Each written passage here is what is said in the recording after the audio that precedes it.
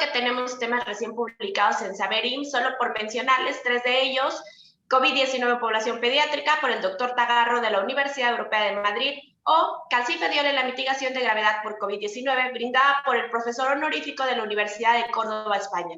Y por supuesto también tenemos contenido de nuestros investigadores del Instituto Mexicano del Seguro Social, y para ello te invitamos a ver la ponencia de búsqueda de moduladores de la respuesta inmune antiviral patológica. Plática que brinda el director del Centro de Investigación Biomédica de Oriente, que este centro pertenece al IMSS y se encuentra ubicado en Puebla. Los invitamos a conocer más información en Facebook, Twitter, Instagram, a través de Saber IMSS y unirte a los más de 191,000 seguidores. Les recordamos que en el aula está presente el doctor Alejandro Moctezuma, quien es personal de la Coordinación de Investigación en Salud y nos va a apoyar si existen preguntas en aula. Hoy agradecemos el entusiasmo del coordinador de esta ponencia, el doctor Moisés Mercado Atri, quien nos hará el favor de presentar a sus distinguidos ponentes. Adelante, doctor. Muchas gracias, doctor Olivares. Buenos días a todos. Buenos días al doctor González. Gracias por estar acá. Realmente el escenario ideal por el que ahora rezamos casi es que nuestros pacientes puedan ser dados de alta a su domicilio, y el problema es qué vamos a hacer con ellos una vez que estén en su casa. Y pues todo el mundo dice hay que infectarnos, pero no hay que llegar al hospital. Y entonces eso ha sido el objetivo de estas. Llevamos 2 seminarios, este es el tercero. Y en esta ocasión tenemos una mezcla de personas que están pues realizando investigación en COVID y personas que están verdaderamente en la trinchera exponiéndose a esto. El día de hoy la agenda incluye a mi amiga la doctora Mardia López, que es la jefa de la Unidad de Investigación en Nutrición del Hospital de Pediatría Centro Médico Nacional. Mardia es médico familiar con maestría en Ciencias Médicas por la UNAM y luego un doctorado en Cornell en nutrición. Es uno de los referentes nacionales en muchos temas relacionados con nutrición, pero uno de sus temas favoritos, independientemente de la pandemia, es la vitamina D. Y como saben ustedes, han habido pues muchas controversias respecto al uso de vitamina D. Pero Mardia va a ir un poco más allá y en el tiempo que nos va a hablar va a utilizarlo también para hablarnos de qué hacer con los medicamentos que los pacientes tenían ya al presentarse con COVID, y también va a hablar, además de la vitamina D, cuál es la evidencia que apoya el uso de otros suplementos vitamínicos o con oligoelementos como el zinc y el magnesio. Eso lo va a hacer Mardia primero. Después tenemos como invitado al doctor Gabriel Frontana. Él es médico internista, egresado del Hospital de Especialidades del Centro Médico Nacional, es el subdirector médico del Hospital Regional de Querétaro.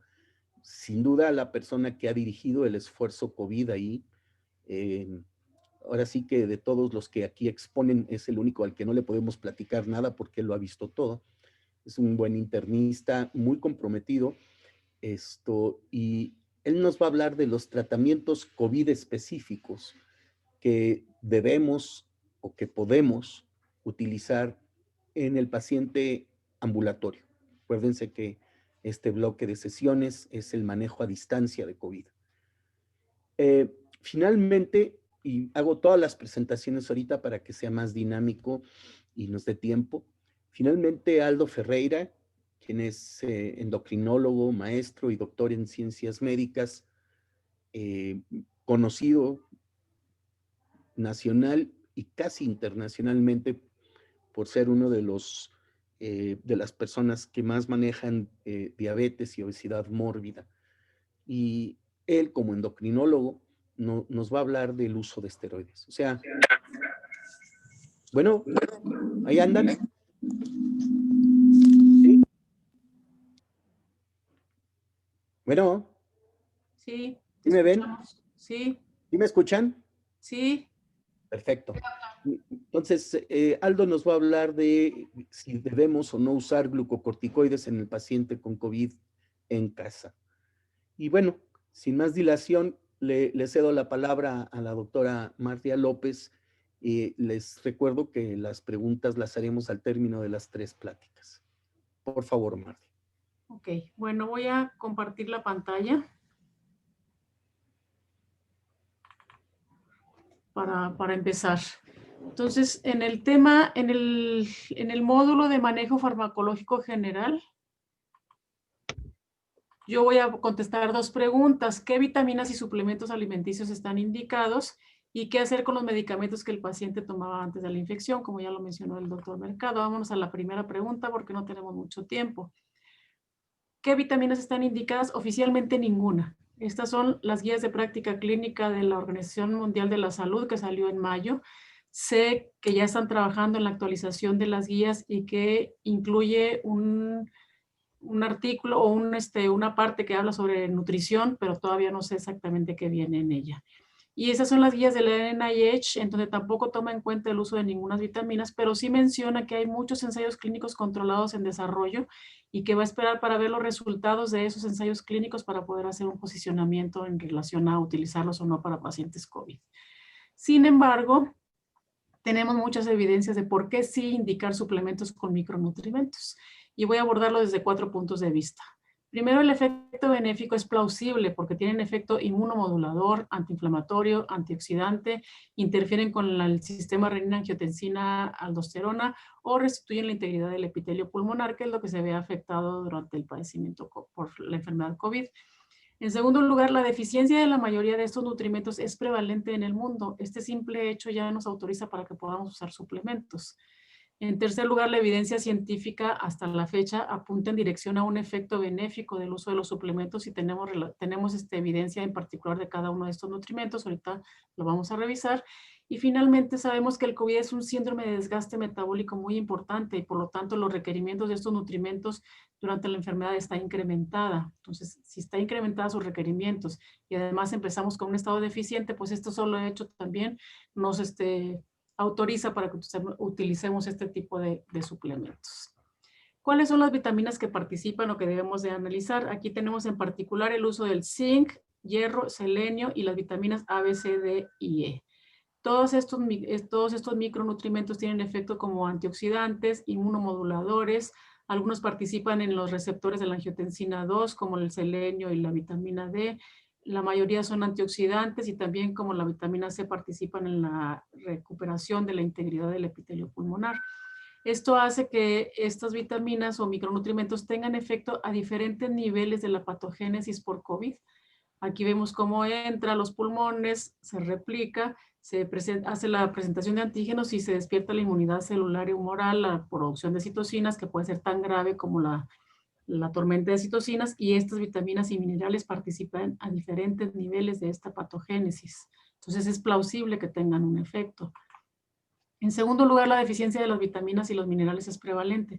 Aquí les muestro el caso de la deficiencia de vitamina A. Los países que están en rojo son los que tienen deficiencia grave, es decir, tienen ceguera nocturna, tienen queratomalacia, etc.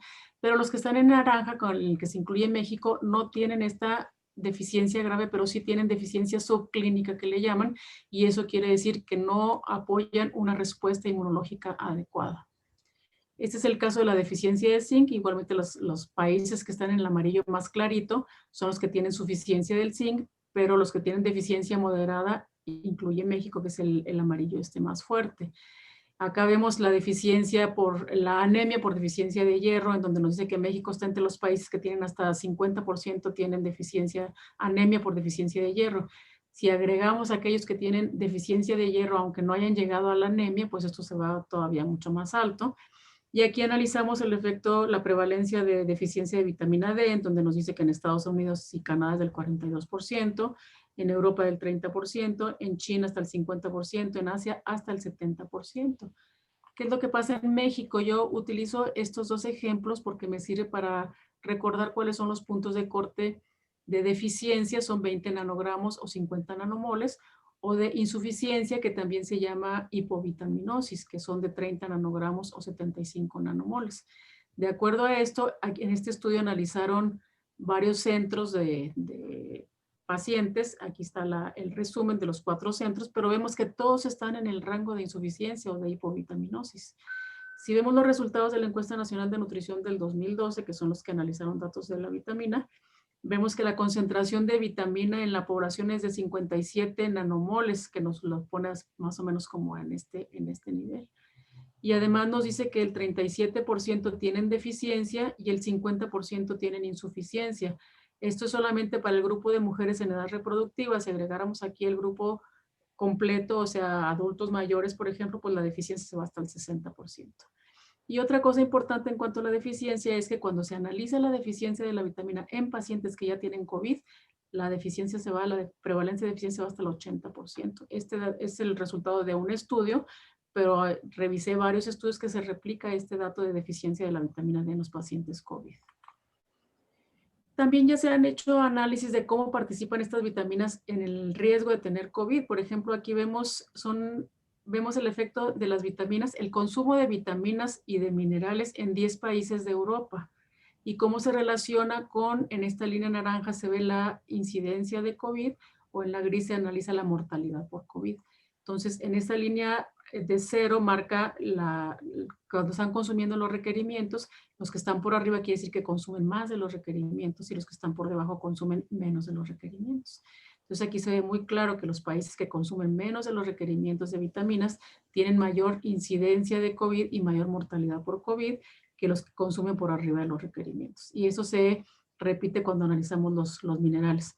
Podemos ver los datos específicos de cada país. Por ejemplo, aquí vemos España, que tiene alto consumo de minerales, pero tiene también alta prevalencia de COVID y alta mortalidad. Sin embargo, vemos que aunque consumen muchos minerales como son el cobre, el hierro, el selenio, el consumo de zinc está muy deficiente, igual que el consumo de las vitaminas. Entonces se puede hacer un análisis separado, pero ahorita no tenemos tiempo para hacerlo. Este es un estudio que se realizó en Estados Unidos. Es una muestra representativa del país porque incluyeron 50 estados y 200,000 pacientes de cada uno de los, 200,000 de todos los estados, y encontraron que 18,000 aproximadamente dieron positivo para COVID y correlacionaron las concentraciones de vitamina D contra la posibilidad de dar positivo. Entonces encontraron que aquellos que tenían concentraciones más altas de vitamina D tenían menos probabilidad de dar positivo para COVID. Un análisis más o menos parecido se realizó en Europa, que incluyen 20 países de Europa, y correlacionaron las concentraciones de vitamina por país con la mortalidad, con el número de casos por millón y el número de muertes por millón en el 8 de abril del 2020. Y encontraron una correlación negativa, o sea, mientras más vitamina, menos posibilidad de tener COVID o de morir por COVID. Ese análisis lo repitieron en mayo y les dio el mismo resultado. Este es una serie de casos, son 4 casos en los que se les dio una intervención con vitamina D. Se midieron las muestras en el día 0 y a los 6 días. Solamente en 6 días de suplementación, solamente 2 pacientes respondieron, o sea, subieron sus niveles por arriba del punto de corte de 30 nanogramos. Y estos 2 sujetos, que son el verde y el negro, disminuyeron sus requerimientos de oxígeno, disminuyeron la proteína C reactiva y la interleucina 6. Duraron 10 días hospitalizados comparados con 14 y 15 días de los pacientes que no respondieron a la vitamina D. Son evidencias que no son definitivas de causalidad, pero finalmente son evidencias. Ese es otro estudio que le llaman cuasi experimental porque no hubo aleatorización. Son pacientes que llegaron al hospital con COVID y que cuando llegaron al hospital les dieron un bolo de vitamina D o habían recibido un bolo cuando todavía estaban en su casa, pero que ya iban a ser hospitalizados, y analizaron el riesgo de mortalidad. Diferentes factores de riesgo. El único riesgo de protección contra la mortalidad por COVID fue aquellos que habían recibido el bolo de vitamina D. Y aquí se ve cómo los pacientes en el grupo que no recibieron el bolo de la vitamina D, la mortalidad a los 28 días fue del 60% comparado con el 20% de los pacientes que habían recibido el bolo. Este es el único estudio, ensayo clínico controlado, que lo mencionó la doctora Michelle ahorita en lo que están presentando de Saber IMSS. Es un grupo de España que dieron una intervención con calcifediol, que es un análogo de vitamina D. Y entonces con una muestra de 2:1, o sea 50 con calcifediol y 26 sin calcifediol, los que recibieron el calcifediol, 2% pasaron a la terapia intensiva comparado con 50% del otro grupo. Están analizando muchas otras variables de resultado que todavía no son publicadas. Esperemos a ver cómo salen los los resultados. ¿Qué pasa con la vitamina C? Yo les muestro dos estudios. Este es un estudio observacional en donde vieron 21 pacientes críticamente enfermos, o sea que estaban en la unidad de cuidados intensivos, 10 murieron y 11 no. Los que murieron tenían la mitad de vitamina D comparado contra los que sobrevivieron. Y analizaron el riesgo de morir por el COVID, y los que tenían más altas las concentraciones de vitamina D estaban protegidos comparados con los otros. Sin embargo, cuando hicieron un análisis ajustado, esto ya no fue significativo. Esto puede ser porque la vitamina C no tenga algún efecto, o puede ser porque tiene un tamaño de muestra muy pequeño para ajustar por otras variables. Este es un estudio de intervención, nada más que aquí dieron una dosis muy alta de vitamina D intravenosa, dieron 24 gramos por día, la dosis es de 1.5 gramos, y encontraron que los que recibieron la vitamina D mejoraron la saturación de oxígeno, disminuyó la interleucina 6 y disminuyó la mortalidad en 28 días en pacientes con SOFA arriba de 3.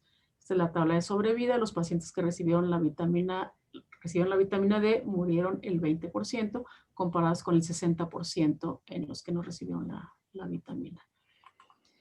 Este es otro ejemplo de evidencia. No es un ensayo clínico, solamente comparan las concentraciones de selenio en pacientes con COVID con un grupo de pacientes control y también las selenoproteínas, y encontraron que significativamente los pacientes con COVID tienen menor concentración de selenio y de selenoproteínas. Y todavía más, los pacientes que murieron por COVID tuvieron concentraciones aún menores que los que sobrevivieron, tanto de selenio como de selenoproteínas. En el caso del zinc, también encontraron que las concentraciones de zinc son menores en los pacientes con COVID que en los pacientes que no tienen COVID. Y en este mismo análisis que hicieron, que es un estudio observacional, encontraron que los pacientes que tienen concentraciones normales de zinc no tuvieron ningún caso con el cuadro severo del COVID, comparado con 18% en el otro paciente, en el grupo de pacientes con deficiencia de zinc. Y también encontraron que en los pacientes deficientes, el 44% tomaron corticosteroides, el 18% desarrollaron el síndrome de distrés respiratorio, duraron 59 días hospitalizados comparados con 30 días en el grupo de pacientes con zinc adecuado, y murieron el 18% comparado con 0 en el otro grupo. Aquí hay que hacer una acotación: el zinc es el único de los nutrimentos de los que estamos platicando que puede ser tóxico, entonces hay que vigilar bien la dosis de suplementación del zinc. Y finalmente, pues sabemos que el COVID, igual que todas las otras enfermedades infecciosas, es un síndrome de desgaste metabólico muy importante. Eso utiliza todas las reservas que tenemos en nuestro organismo, pero en el caso particular del COVID, los pacientes terminan con caquexia y con sarcopenia de alto grado. Entonces, se desgastan todas las reservas de los minerales. Y si aún así, si además de esto empezamos con un estado de deficiencia, pues entonces es importante vigilar este aspecto. Este es un esquema hipotético en donde nos dice que si un paciente adquiere COVID, puede sufrir un curso adecuado, subclínico o moderado del padecimiento, pero si tienen deficiencias o si tienen un estado inflamatorio previo, puede irse a la neumonía o a un estado de tormenta de citocinas. Esto se puede mejorar si se da una suplementación con micronutrientes que empiece inmediatamente cuando se hace el diagnóstico de COVID. Entonces, es hipotético. Okay, entonces, en resumen, el efecto benéfico de la suplementación con vitaminas y minerales es plausible porque tienen efecto inmunomodulador, por la alta prevalencia de la deficiencia, por la evidencia científica que nos lleva hacia ese extremo, y por el desgaste metabólico es que sabemos que sufren los pacientes. Además, esta evidencia sugiere que la suplementación con micronutrientes debería estar indicada.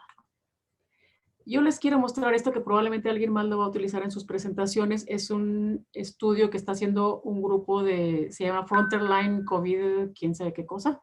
Es un grupo de expertos en Estados Unidos que está tratando de proponer un protocolo de tratamiento para los pacientes hospitalizados con COVID. No me voy a meter en el uso de los otros medicamentos, solo quiero recalcar que están metiendo en este protocolo ácido ascórbico, tiamina, vitamina D y zinc en dosis altas. Y también tienen un protocolo de protección para los pacientes que que son externos a que no han sido hospitalizados.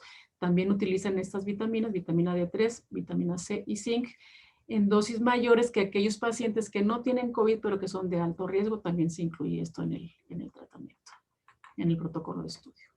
En cuanto a la segunda pregunta, ¿qué hacer con los medicamentos que el paciente tomaba? Pues les voy a mostrar evidencia esporádica, así sencilla, porque tengo muy poquito tiempo. Me quiero referir al estado de metformin, digo al metformin en particular. En este estudio se analiza el riesgo de morir por COVID en los pacientes diabéticos y se ve un efecto protector del metformin. Aquellos que tomaban metformin, un 25% menor riesgo de morir si toman el metformin contra aquellos que no toman el metformin. En este otro estudio encuentran en este estado el riesgo de morir por COVID es menor que los que no toman metformin, tanto en el análisis absoluto como ya ajustado por otras variables, pero este efecto protector solamente se ve en las mujeres, no en los hombres. Sin embargo, hay otro estudio, no encontré una gráfica para que fuera más efectivo, pero encuentran que los pacientes que toman metformin tienen más complicaciones, 28% contra 7%, y tienen mayor riesgo de evolucionar a la forma grave de la enfermedad cuando ya están hospitalizados. Y también recordar que el metformin está contraindicado en acidosis metabólica, acidosis láctica y disfunción renal, no solamente en los pacientes COVID, en cualquier tipo de tratamiento. Ese es un estudio que se publicó en el New England Journal of Medicine, en donde analiza 6,000 pacientes con COVID contra 30,000 controles. Y entonces ellos hacen un análisis de riesgo y encuentran que los pacientes que usan un antihipertensivo tienen mayor riesgo de morir por COVID y los que usan más de un antihipertensivo tienen todavía mayor riesgo. Sin embargo, cuando ajustan por la enfermedad de base, esto deja de ser significativo. Es decir, esos pacientes se mueren no porque tomen un antihipertensivo, sino porque tienen hipertensión o porque tienen otras comorbilidades asociadas. También hicieron un análisis para cada uno de los antihipertensivos. Aquí tenemos inhibidores de la ECA, bloqueadores del receptor de angiotensina, bloqueadores de los canales de calcio, diuréticos o beta bloqueadores. Ninguno es significativo para presentar la forma moderada o la forma crítica o fatal del COVID. En este mismo estudio analizaron otros medicamentos, no solamente los antihipertensivos, sino los antidiabéticos, los anticoagulantes. Todos fueron significativos, pero cuando ajustaron por la enfermedad de base y por otras comorbilidades, el único que siguió siendo significativo fueron los diuréticos de ASA, la insulina, los anticoagulantes y los inmunosupresores. Hay un estudio muy parecido con un tamaño de muestra también muy grande que encuentra que estos no son significativos para presentar mortalidad por COVID. Bueno, ya tengo poco tiempo. Esto se refiere a los antipsicóticos, las guías de práctica clínica, que encontré solamente esta, solamente dice que durante el manejo es de beneficio eliminar aquellos medicamentos psicoactivos que no sean necesarios y prohibir el uso prolongado de sedantes en caso de que se requiera. No habla más. Pero las guías de práctica clínica de la OMS, que les presenté al principio, sí mencionan este hecho. Entonces ellos dicen que las enfermedades crónicas no comunicables o enfermedades crónico-degenerativas preexistentes, como la enfermedad cardiovascular, la diabetes, la respiratoria, la hipertensión y el cáncer, son factores de riesgo independientes. Y para esto se recomienda que los pacientes sospechosos o confirmados con COVID, que tengan una de estas enfermedades preexistentes, continúen con la terapia previa o que se modifique en relación a la condición clínica del paciente o al curso clínico de la enfermedad. Los medicamentos antihipertensivos, en particular los que actúan a nivel de la enzima convertidora de angiotensina, no deben ser suspendidos de rutina, pero se puede modificar la dosis de acuerdo a la referencia de presión arterial normal, o bien suspender si presentan complicaciones como hipercalemia, hipotensión o deterioro agudo de la función renal. Es decir, la decisión de si seguir tomando o no esos medicamentos es individual. Ellos nos hablan de estas consideraciones. En caso de una infección endémica, por ejemplo, influenza, tuberculosis o HIV, hacer las pruebas pertinentes para hacer su diagnóstico e iniciar o continuar el tratamiento en caso que ya estén diagnosticadas de acuerdo al protocolo de rutina de estos padecimientos. En el caso de los sedantes, los que causen el menor riesgo posible o los que tengan menor efecto colateral que empeoren la función respiratoria asociada al COVID, la función respiratoria o el alargamiento del segmento cutáneo, esos son los que se deberían de usar. Usar la dosis mínima efectiva con la menor frecuencia y por la duración más corta posible. Ajustar la dosis de acuerdo a la edad, comorbilidades y grados de distrés, y en el caso del haloperidol se puede utilizar solamente bajo monitoreo cuidadoso de los efectos adversos. Además, en los adultos mayores con enfermedad mental o neurológica, se debe considerar un análisis de riesgo-beneficio, o sea, ¿cómo le va a ir más mal a mi paciente? Si se los dejo o si se los quito. y tomar la decisión de acuerdo a esto, y tomar en cuenta la polifarmacia, o sea, hay que tomar en cuenta que esos medicamentos tienen interacción medicamento con medicamento y eliminar los que no sean necesarios. También menciona que en caso de riesgo por úlceras de estrés, que es el caso de los pacientes que están en la terapia intensiva, administrar inhibidores de la bomba de protón. Y en caso de pacientes externos o en urgencia, o sea, que no se haya hecho el diagnóstico, pero que tienen datos de neumonía o de enfermedad respiratoria, iniciar el tratamiento empírico con los antimicrobianos que se requieren. Esta en relación al uso de los antihipertensivos, en particular los que tienen que ver con los bloqueadores del receptor de la angiotensina o los inhibidores de la ECA, también mencionan lo mismo que las guías de práctica clínica de la OMS, tanto la Sociedad Europea de Cardiología, la American Heart Association y otras asociaciones de otros países que están publicados en esta referencia que les pongo aquí. Entonces, en resumen, pues se recomienda utilizar los medicamentos que están siendo utilizados y modificar de acuerdo, en forma individual, de acuerdo a la evolución clínica de cada paciente. Este es el final de mi presentación, solamente les pongo esto. Si bien siempre se menciona que los micronutrientes se deben de adquirir de la dieta, no de suplementos, no es el caso en este momento. Los pacientes COVID, si le damos de comer, pues necesitaríamos no sé cuántos días solamente para recuperar el estado de suficiencia del medicamento. Entonces necesitamos dar suplementos de estos micronutrientes en pacientes COVID. Muchas gracias. Muchas gracias, Mardia. A continuación, vamos a escuchar al doctor Fontana. Por favor, Gabriel. Ahí está. Gracias, doctor. Voy a compartirles mi pantalla.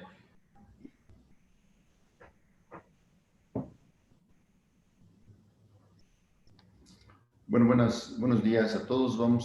Les voy a comentar algunos puntos acerca del manejo farmacológico, la evidencia existente para el tratamiento de COVID-19.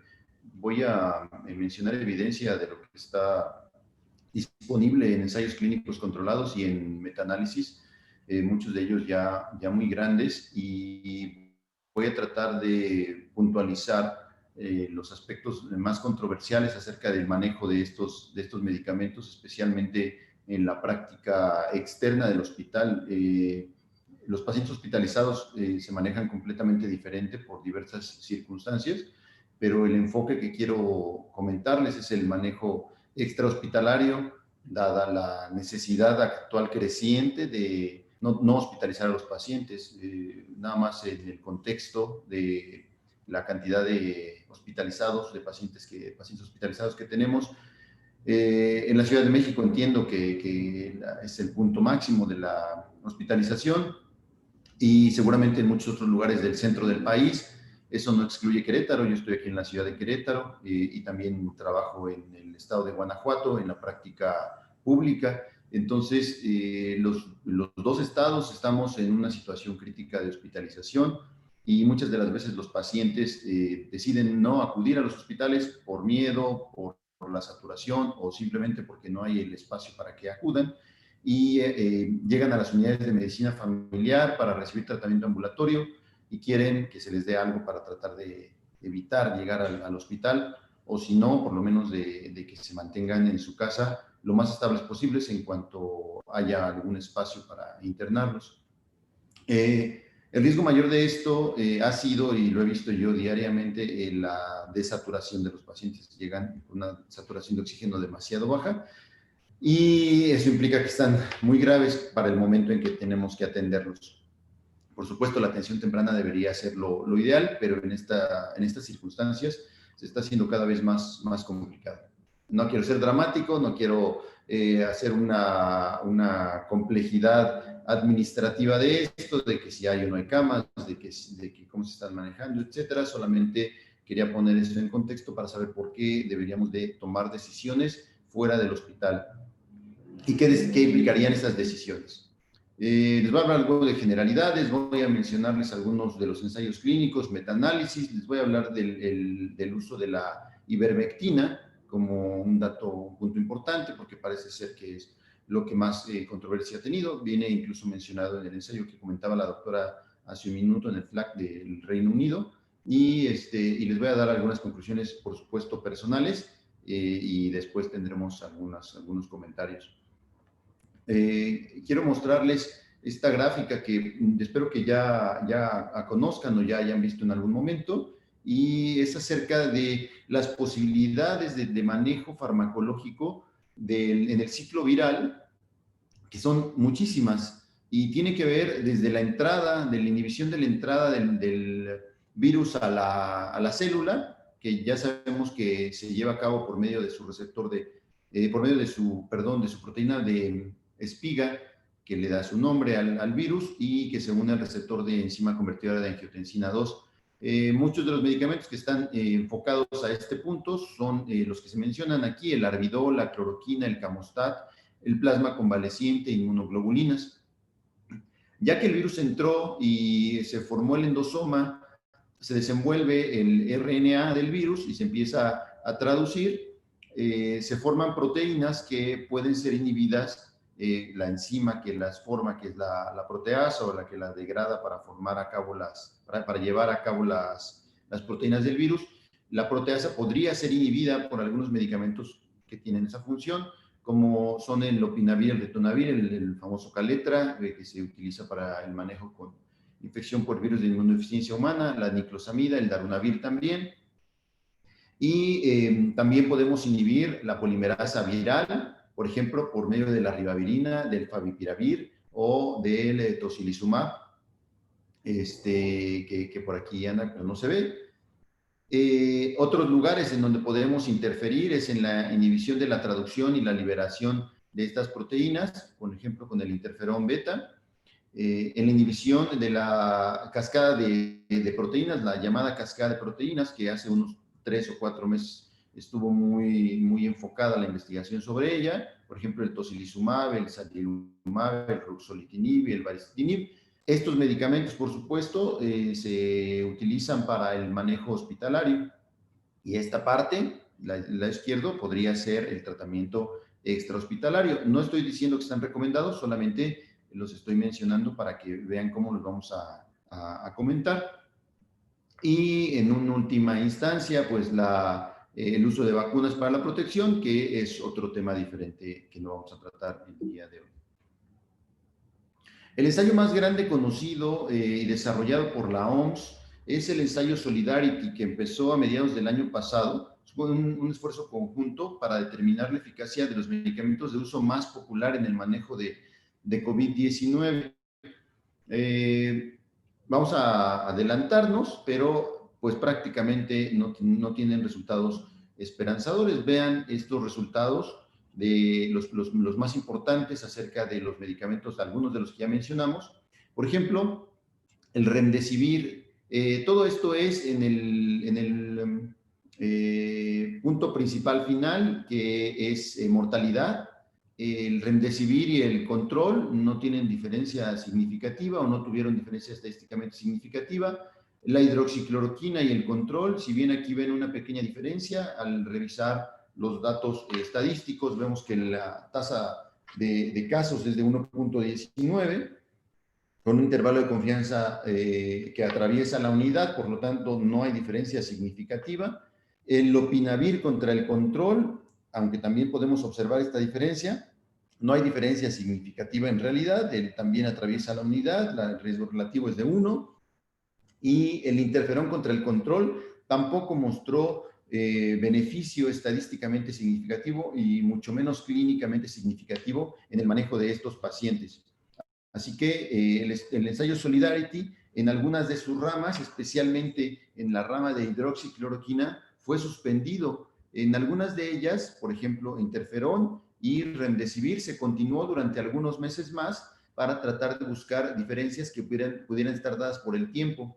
De hecho, continúan algunas de estos ensayos, pero específicamente en cloroquina se suspendió por la frecuencia de efectos secundarios, efectos adversos, mejor dicho, como el síndrome de QT largo. Ahora lo vamos a mencionar en otro ensayo más. Tenemos el Remdesivir, y es el que les comento acerca de que continuó en estudio Solidarity. Se publicó en esta cita del New England Journal of Medicine la posibilidad de que el Remdesivir pudiera tener un beneficio general en el estado primario, en el outcome primario, que fue mortalidad, hospitalización, un compuesto de mortalidad y hospitalización en el caso de pacientes en terapia intensiva. Y de hecho, este fue el motivo por el cual la FDA autorizó el Remdesivir como un medicamento de emergencia para el tratamiento de pacientes hospitalizados. Esto es, pacientes hospitalizados. La diferencia para pacientes que recibían o no oxígeno, es decir, de mejorar o los pacientes o llegar a oxígeno o no, pues no existe, no existió mejoría. En aquellos pacientes que recibieron oxígeno, hubo una ligera diferencia, pero no es estadísticamente significativo. O en aquellos pacientes que recibieron oxígeno con alto flujo, ya sea CPAP o cánulas de alto flujo, con ventilación mecánica no invasiva, no encontró diferencia. Y en pacientes que recibieron asistencia mecánica ventilatoria o oxigenación extracorpórea con la máquina ECMO, tampoco hubo diferencia. Se ve cortada aquí la gráfica, pero bueno, no hay diferencia estadística en el uso de él. En la única situación fue en el completo, en el total, aparentemente una reducción de eventos, de hospitalizaciones y muertes en general, que fue la razón por la que se autorizó. Inclusive fue uno de los medicamentos que recibió Donald Trump en el cóctel que le dieron cuando lo internaron para su tratamiento contra el COVID. Después tenemos el tocilizumab, un cuerpo monoclonal, publicado en este artículo de hace unos días, de hace unos 14 días, en el New England Journal of Medicine, en el que podemos observar una disminución del riesgo de eventos a los 28 días, con un riesgo relativo de 0.56 y una diferencia estadísticamente significativa franca de mortalidad y hospitalización y continuidad de hospitalización. Al parecer el tocilizumab será uno de los medicamentos que se utilizarán en las guías de manejo recomendadas por la OMS, y principalmente este artículo será uno de los que mayor peso le darán. El tocilizumab no está indicado en manejo fuera del hospital. Entonces, solamente lo podemos utilizar en pacientes que tienen necesidad de hospitalización por desaturación de oxígeno o por estado de choque refractario. Y después tenemos múltiples tratamientos, y aquí quiero mencionarles algo de mi experiencia. Yo sé que estamos hablando de la evidencia médica, pero la experiencia personal en la llegada de los pacientes con listas increíbles de medicamentos, o sea, listas larguísimas de medicamentos, incluyendo cosas tan extrañas que no se puede pensar que pudiéramos prescribir. Por ejemplo, hemos hablado de acitromicina, no lo mencioné en estas listas, ahorita se los voy a comentar, pero hemos hablado de acitromicina en algún momento, estuvo en los algoritmos internos del IMSS, pero no hemos hablado de claritromicina. Hoy mismo, hace unos minutos, vi a un paciente que tenía cefotaxima, levofloxacino y claritromicina en la misma receta, un cóctel de antibióticos que nosotros no indicamos salvo en situaciones. Yo no recuerdo haber indicado una receta así o unas indicaciones en el paciente hospitalizado así, y están en recetas de pacientes externos, manejados por médicos generales, manejados por médicos familiares, manejados por médicos especialistas, que a veces quisiera uno simplemente llamarles por teléfono y pedirles la explicación de por qué se hizo, ¿no? Entonces, esta cantidad de tratamientos, estas listas enormes de medicamentos, se están haciendo algo de lo más común. Y nadie está considerando las interacciones farmacológicas de cada uno de esos medicamentos con el resto de los que ya tomaban, como decía la doctora hace un momento, como de los nuevos que les estamos dando. Simplemente se lo estamos dando como un escopetazo para ver si algo funciona. Esta página, y ahorita me voy a pasar a la publicación para que la puedan ver, es una publicación del British Medical Journal, en donde pueden ver los medicamentos, cada uno de ellos. Ahorita me muevo para que la vean. Es una gráfica dinámica en la que nosotros tocamos cada uno, acercamos el cursor a cada una de estos circulitos y vemos la interacción que hay o las posibilidades de beneficio de tratamiento con cada uno de ellos. Me voy a salir, si me lo permiten, y voy a presentarles la pantalla en donde se encuentra esta publicación.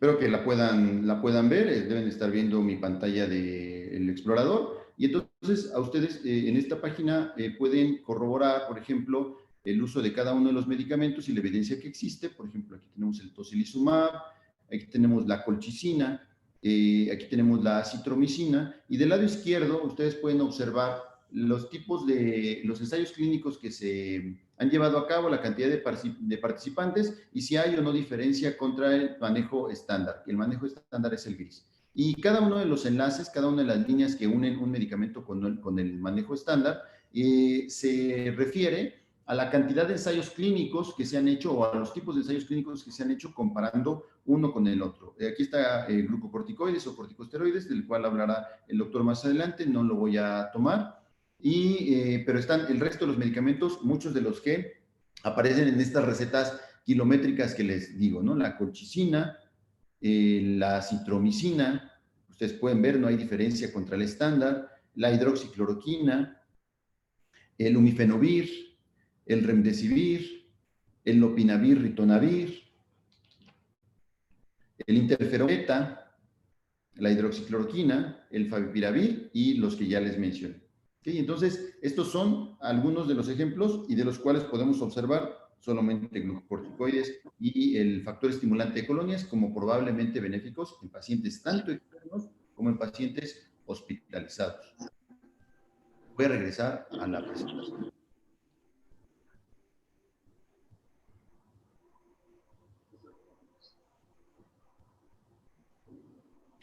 Entonces, en esta bibliografía, en la que ustedes ven a la derecha, pueden encontrar esta gráfica para que les ayude a tomar decisiones. Esta gráfica se está actualizando continuamente y hay una secuencia de seguimiento. Hay otros fármacos que se irán agregando de acuerdo a la presencia de evidencia o no de su utilidad o inclusive de su no utilidad, porque también lo no útil nos sirve saber que no sirve, que no existe. Tenemos este otro metaanálisis en PLOS Medicine, publicado a finales del año pasado, en el que podemos observar la mortalidad general de pacientes con COVID-19 solamente para los ensayos clínicos. Vean la cantidad de medicamentos que se han utilizado para el manejo tanto hospitalario como extrahospitalario.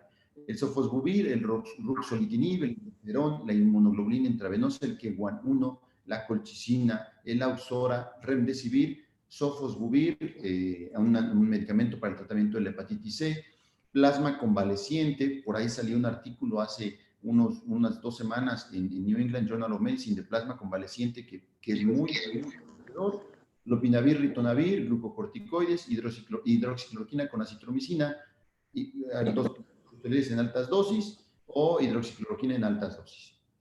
Aquí ustedes ven, si atraviesa la unidad, el medicamento no es útil. Y aquí tenemos remdesivir, pegadito a penitas, al punto 98 el intervalo de confianza, y tenemos los glucocorticoides. Para mortalidad, en todos los estudios, de cualquier tipo, no necesariamente ensayos clínicos, tenemos aún más medicamentos. Ya se han hecho estudios de medicamentos en cortes de pacientes, no ensayos clínicos, sino en cortes. Y aquí ya aparece, por ejemplo, la ivermectina, una de las primeras medicamentos en utilizarse. ¿Por qué? En un minuto les explico por qué la ivermectina. Hace 100 años la humanidad cruzaba con la epidemia de influenza española y se empezó a utilizar la ivermectina como tratamiento o como supuesto tratamiento de la influenza. Y, por supuesto, no encontraron mejoría, no se llevaban a cabo los ensayos clínicos como ahora, pero desde entonces ya se sabía que la ivermectina no tenía un efecto directo sobre la disminución de la mortalidad, en ese caso en influenza, pero bueno, lo trataron de retomar y utilizarlo para el tratamiento de COVID con estos resultados.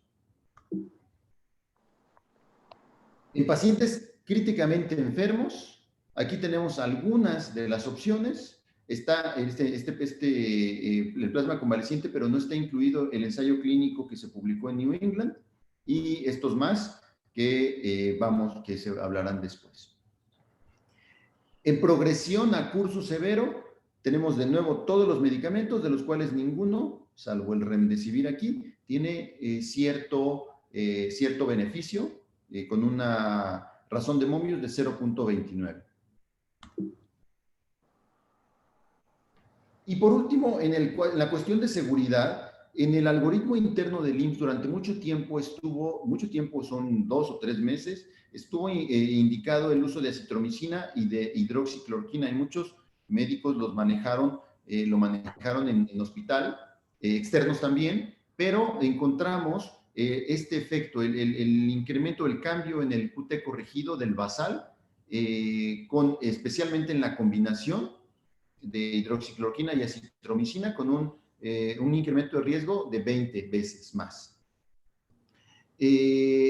Aquí está también el uso de hidroxicloroquina y acitromicina en cuanto a las complicaciones fatales cardíacas, una razón de momios de 2.1, por lo tanto, el uso de hidroxicloroquina más acitromicina incrementa el riesgo de que el paciente fallezca por complicaciones cardíacas, seguramente secundarias a incremento en el QT largo.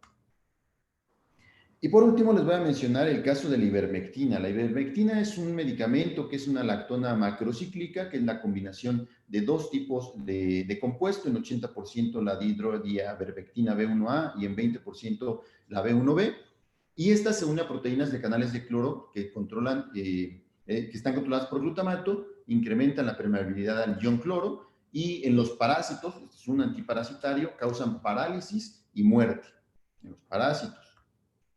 La dosis es de alrededor de 200 microgramos por kilo. Se han llevado ensayos clínicos de hasta 2000 microgramos por kilo sin efectos secundarios severos. Sin embargo, para alcanzar la concentración que inhibe la reproducción viral, que es de 5 micromolar, durante 48 horas, la dosis requerida sería de 35 veces estos 200 microgramos. Es decir, alrededor de...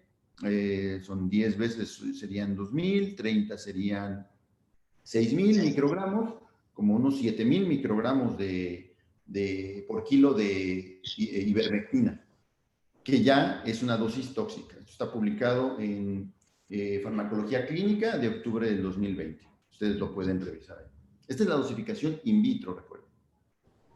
Mis conclusiones personales sugieren que existe evidencia para la recomendación de uso de tocilizumab, factor estimulante de colonias, y me faltó allí el remdesivir, como manejo intrahospitalario, pero no externo. Y los medicamentos con repropósito, o tal vez es una mala traducción, un mal anglicismo del reproposal que usan en la FDA, han resultado con poca eficacia y con implicaciones muy importantes de seguridad que debemos de tomar en cuenta. Yo, personalmente, a los pacientes externos no complicados los manejo con antiinflamatorios no esteroideos, paracetamol, y en el caso de que lleguen a desaturar y no tenga una neumonía severa, de acuerdo a las clasificaciones de neumonía y que no requiera hospitalización, solamente el oxígeno. Ya hablarán acerca de la dexametasona, pero creo que será un punto a tomar en cuenta para manejo en pacientes no hospitalizados. Esta es la última y hasta ahí llega mi presentación.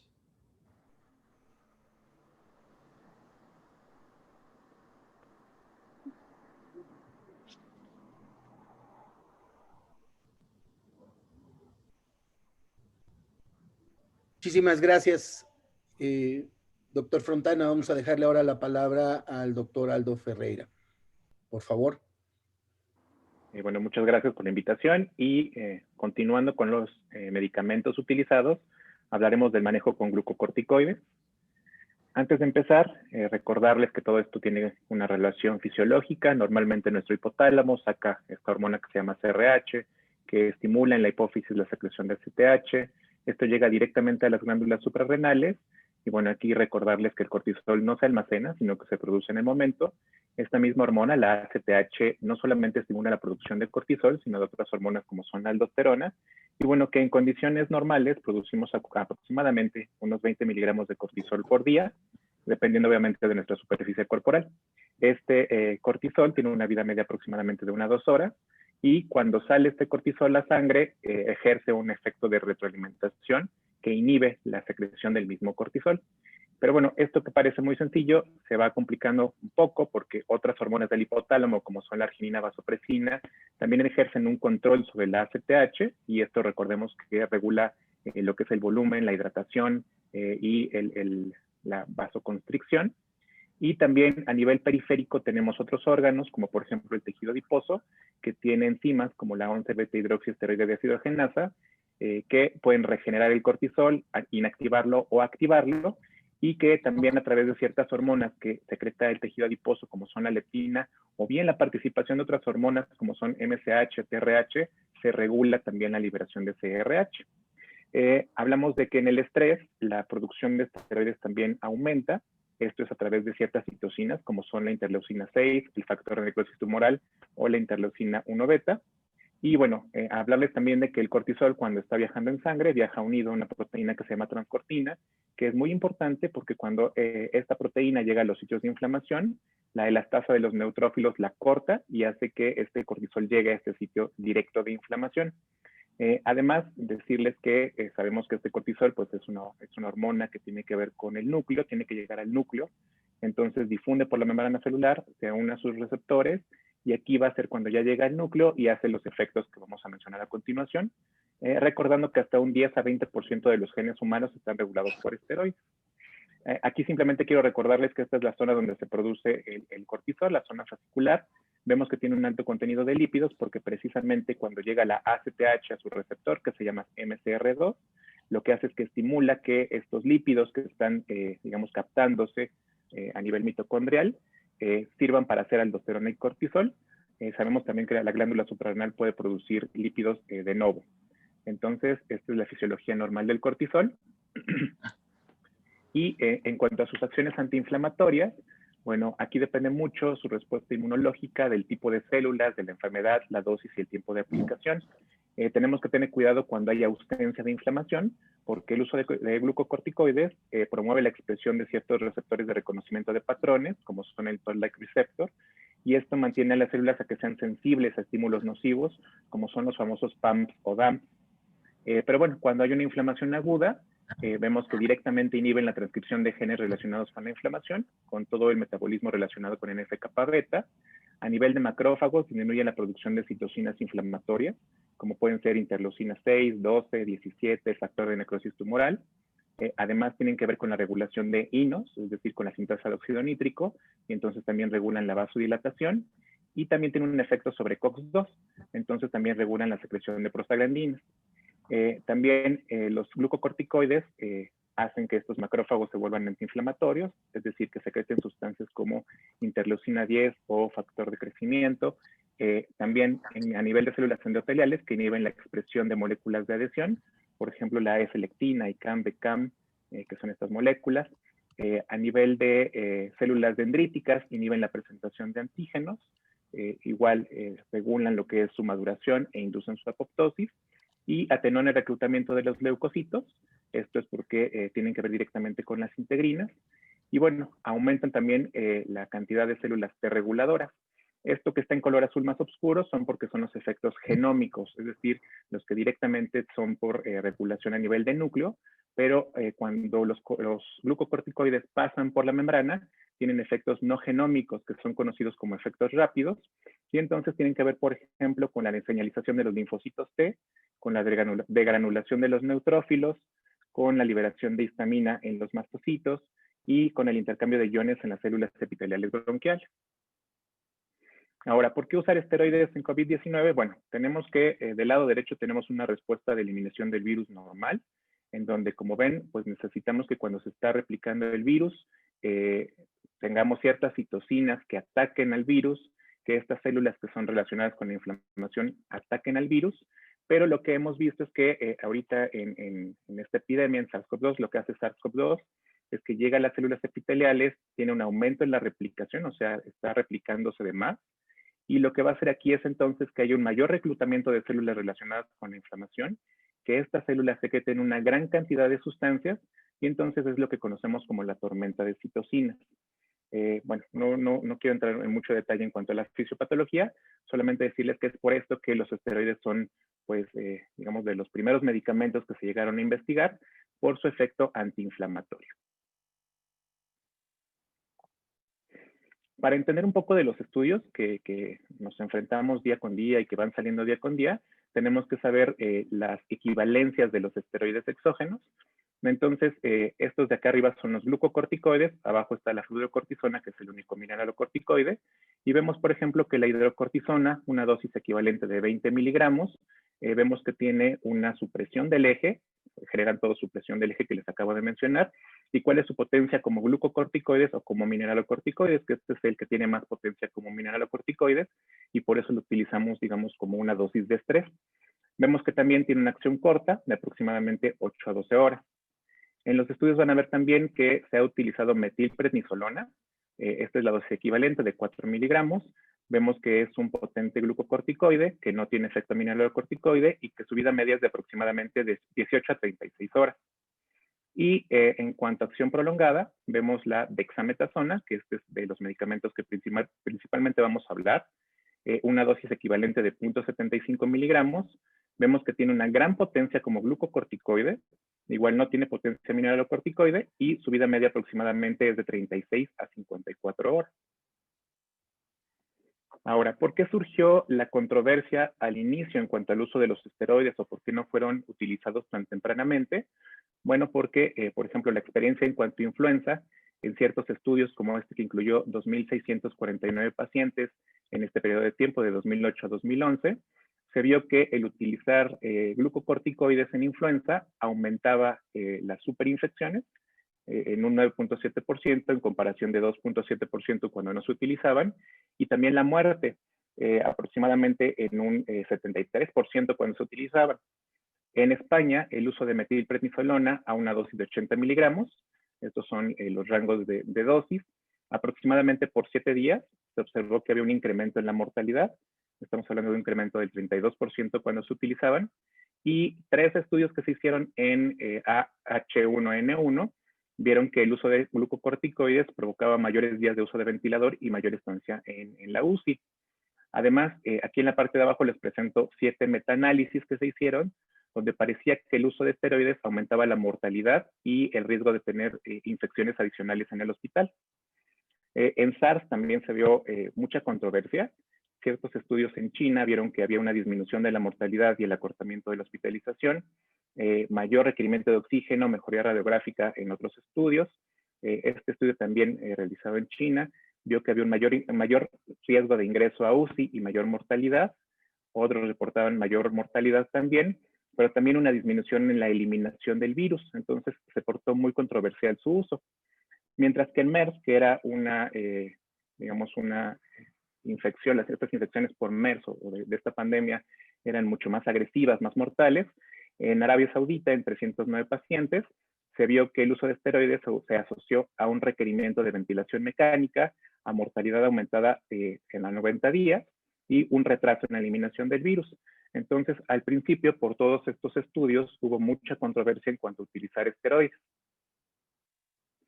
Sin embargo, lo que nos dio mucha luz en cuanto a la información es este estudio que se llama Recovery. En realidad, Recovery trata de investigar de otros tratamientos que podrían ser efectivos para disminuir la mortalidad y los efectos del virus, como son el riesgo en hospitalización, el aumento en el número de días de hospitalización, el uso de ventilador.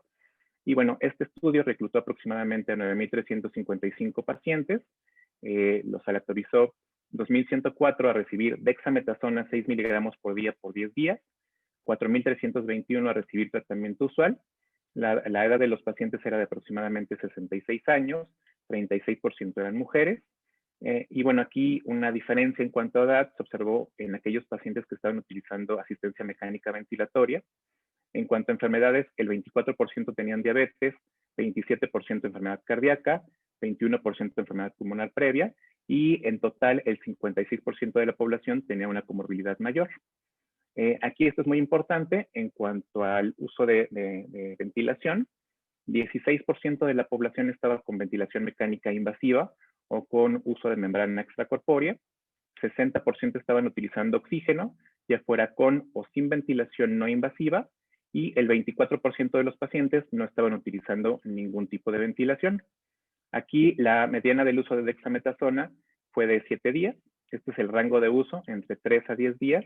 Y en los pacientes que no estaban utilizando dexametasona, 8% de ellos sí se les tuvo que dar por alguna otra causa. En cuanto a otros tratamientos, fue muy parecido, es decir, en ese momento en estos estudios estaban recibiendo acitromicina, hidroxicloroquina, lopinavir, ritonavir, antagonistas de IL-6, y bueno, pero ambos grupos fue por igual este tratamiento. Y esto es lo más importante del estudio. Cuando se evalúa la mortalidad a 28 días, vemos en la parte de arriba que se va separando la gráfica, la mortalidad se ve que va disminuyendo con el uso de dexametasona, de tal forma que al término de estos 28 días, 22.9% de los pacientes que estaban con dexametasona morían, en comparación con 25.7% de los controles. Aunque parecería una diferencia muy pequeña, se vio que en los pacientes con ventilación mecánica invasiva sí había una gran diferencia. El uso de dexametasona se asociaba a mortalidad en el 29.3 en comparación con el 41.4, es decir, aquellos pacientes que no estaban utilizando dexametasona se morían más. También en aquellos pacientes que estaban utilizando oxígeno, ya sea por cánulas, por ejemplo, o por una vía no invasiva, también se observó una diferencia. Los controles tenían una mortalidad del 26.2% en comparación de los pacientes con dexametasona que tenían, la mortalidad estaba del 23.3%. Entonces vemos como aquí se favorece en todas las gráficas el uso de la dexametasona. Sin embargo, en los pacientes que no estaban recibiendo oxígeno, vemos que inclusive la gráfica de dexametasona parecería estar arriba del uso habitual. La mortalidad en este grupo fue del 17.8% en comparación con el control que era del 14%. Esto no fue estadísticamente significativo. Es decir, en este estudio lo que concluyen es que el uso de dexametasona disminuye la mortalidad en general, particularmente en aquellos pacientes con ventilación mecánica invasiva o con uso de oxígeno, aunque sea con métodos no invasivos, y no tiene un efecto en aquellos pacientes que no requieran utilización de oxígeno suplementario. Después de esto viene un metaanálisis que es de este grupo REACT. Este grupo es de la OMS y lo que intentaron ver era definir una postura acerca del uso de los esteroides. Fueron 7 estudios incluidos, aproximadamente 1.703 pacientes. 678 estaban utilizando corticosteroides y 1.025 con placebo tratamiento usual, una edad de 60 años y el 29% mujeres. Si se dan cuenta, vemos que los resultados son muy heterogéneos, sobre todo porque algunos estudios, cuando sale el estudio Recovery, son suspendidos, sobre todo los que estaban investigando el uso de hidrocortisona, como son estos dos, el CAPE y el COVID Steroids. Pero bueno, finalmente ellos observan que en resumen de estos estudios, el uso de esteroides disminuye la mortalidad a 28 días, es un 32% en aquellos pacientes que utilizaban esteroides en comparación del 40% de los que no lo utilizan, y particularmente destaca que en este metaanálisis, digamos, la mayor parte de la población, el mayor peso de este metaanálisis lo da el estudio Recovery, donde ya, digamos, concluyendo con, en esta parte, el uso de dexametasona, 30% de los pacientes con dexametasona mueren en comparación del 40% de los controles. Es decir, si hay un beneficio con el uso de dexametasona, no es muy claro el efecto con hidrocortisona y solamente un estudio estaba corriendo de metilprednisolona cuando se hizo este metaanálisis. Cuando lo separan por subgrupos, vieron nuevamente lo mismo, que es mejor, favorece el uso de esteroides en aquellos pacientes que están con ventilación mecánica o con uso de oxígeno. No hay una diferencia, por así decirlo, con el uso de medicamentos vasoactivos. Tampoco se vio una gran diferencia cuando se separa por edad, por sexo o por si los pacientes tenían síntomas. Más bien, si se empezaba el esteroide 7 días antes o después, digamos, de tener los síntomas. Pero bueno, esto no termina, aún sigue habiendo algo de controversia, porque ciertos estudios, por ejemplo, el MET-COVID en Brasil, que evaluó el uso de metilprednisolona a una dosis de 0.5 miligramos por kilo 2 veces por día, 5 días, en comparación con placebo, observó que aquí hubo mayor mortalidad con el uso de metilprednisolona. Un metaanálisis chino, que incluyó 20 estudios, sobre todo de tipo observacional, vio que el uso de esteroides sí ayudaba en cuanto a la recuperación clínica, sí se asociaba a menor estancia en la UCI, pero no tenía efectos en mortalidad, en el uso de asistencia mecánica ventilatoria o en la duración de los síntomas o eliminación del virus. Otro estudio observacional realizado en 7 centros, justamente de donde empezó la epidemia, que es Wuhan, 4 de ellos estaban ahí, que incluyó a 774 pacientes, 409 con esteroides, 365 sin esteroides, vieron que la mortalidad era mayor con el uso de corticosteroides. Además, se ha criticado el estudio Recovery porque no se reportó en este estudio el índice de masa corporal de los pacientes, su etnicidad, que parecen ser factores también relacionados con la respuesta a estos medicamentos. Como yo les había mencionado, un grupo no estaba balanceado. Había una diferencia de 10 años en los pacientes que tenían asistencia mecánica ventilatoria y los factores de riesgo en este estudio no fueron reportados, además de que se critica que el medicamento digamos, evaluó la mortalidad a 28 días, cuando a nivel clínico estamos viendo que la mortalidad puede ser hasta 60 o 90 días. Las limitaciones del metaanálisis, pues que, como les comentaba, algunos de estos estudios, cuando sale el Recovery, son suspendidos, entonces tienen poco poder y no están balanceados, y que el 57% de los resultados pues son precisamente de este estudio, del Recovery.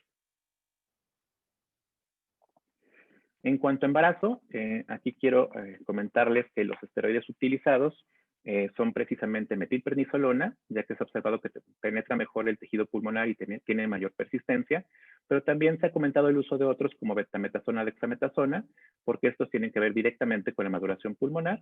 Recordemos que otros esteroides llegan a la placenta y son cortados por las enzimas, pero también tenemos que tener cuidado porque el curso repetido de esteroides podría tener efectos neurológicos sobre el feto, restricciones del crecimiento fetal y riesgo de hipoglucemia neonatal. Entonces aquí este algoritmo nos dice que si es una paciente embarazada que requiere oxígeno o asistencia mecánica ventilatoria, evaluemos si necesitamos ya darle un protocolo de maduración fetal. Si no es así, se recomienda el uso de metilprednisolona, 32 miligramos por día, ya sea oral o intravenoso, por 10 días o hasta que se dé de alta a la paciente. Pero si requerimos maduración fetal, empezamos con dexametasona, 6 miligramos cada 12 horas, por 4 dosis, es decir, 2 días. Y después que complete su esquema con metilprednisolona, 32 miligramos por día, por los siguientes 8 días o hasta que se dé de alta.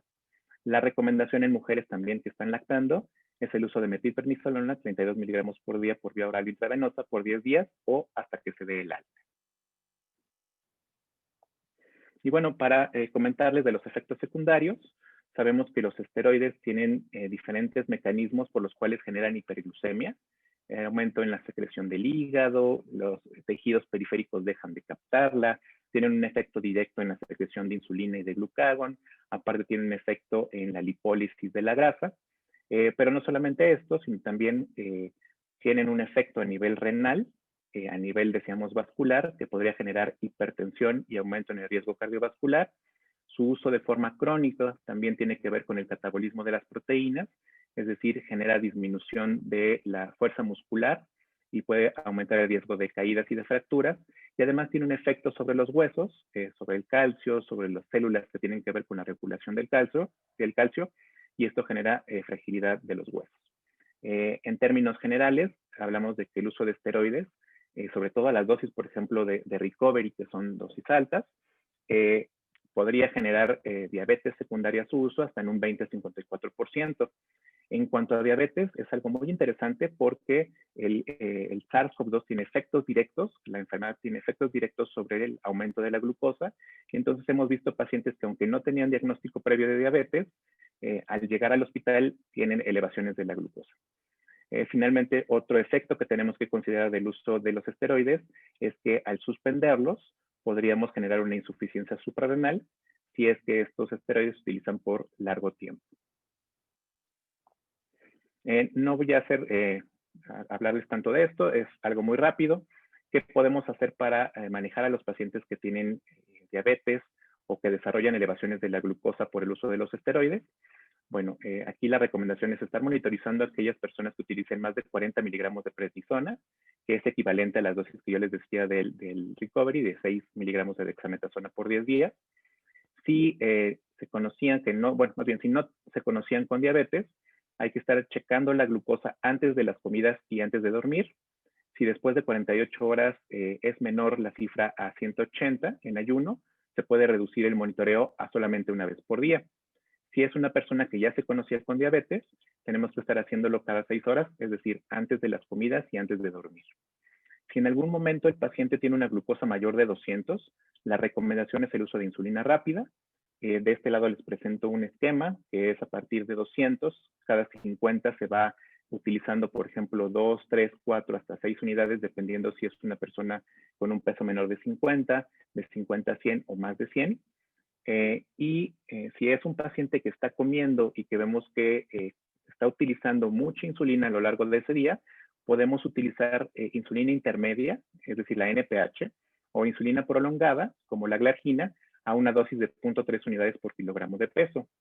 En cuanto a los medicamentos orales, sobre todo en pacientes ambulatorios, que están utilizando esteroides, por ejemplo, que están utilizando oxígeno y esteroides, se recomienda el uso de tiazolidinediona. Si bien en las guías clínicas de cuando se utiliza esteroides a nivel ambulatorio se plantea el uso de sulfonilureas, ante la COVID-19 está recomendado no utilizar sulfonilureas por su efecto errático en el páncreas. Entonces, si están afuera, recomendar o tiazolidinedionas, o si vemos que es un descontrol importante, utilizar insulina. En aquellos pacientes que ya estaban utilizando insulina, durante la infección, por el estrés y por el uso del esteroide, tenemos que incrementar las dosis basales hasta en un 20%, aunque se ha llegado a observar en algunos estudios que se requiere hasta un 40% más de dosis. Y cuando son pacientes que están utilizando premezclas, como la insulina MIX-25, vamos a incrementar la dosis de la mañana hasta en un 20%. En cuanto a las recomendaciones de la insuficiencia suprarrenal, aquí está recomendado que a los pacientes que estuvieron con tratamiento con esteroides les estemos dando los datos de alarma, es decir, que si presentan hipotensión, disminución del sodio, datos de hipoglucemia, pues que tienen que asistir o tienen que comunicarse con su médico. La suspensión de los esteroides menor de 7 días se puede hacer de forma abrupta, pero el riesgo se incrementa cuando es más de 14 días. Aquí para hablar de riesgo de insuficiencia suprarrenal, pues bueno, el riesgo aumenta cuando es una dosis mayor, cuando son más dosis fraccionadas, cuando se utiliza más por la noche. Entonces, si es un paciente que ha requerido un uso crónico de esteroides, por ejemplo, más de 40 miligramos de prednisona o sus equivalentes por día por más de 14 días, la recomendación es ir disminuyendo 5 a 10 miligramos cada 1 a 2 semanas. Si utiliza una dosis menor de 20 a 40, ir disminuyendo de 5 en 5 miligramos cada semana.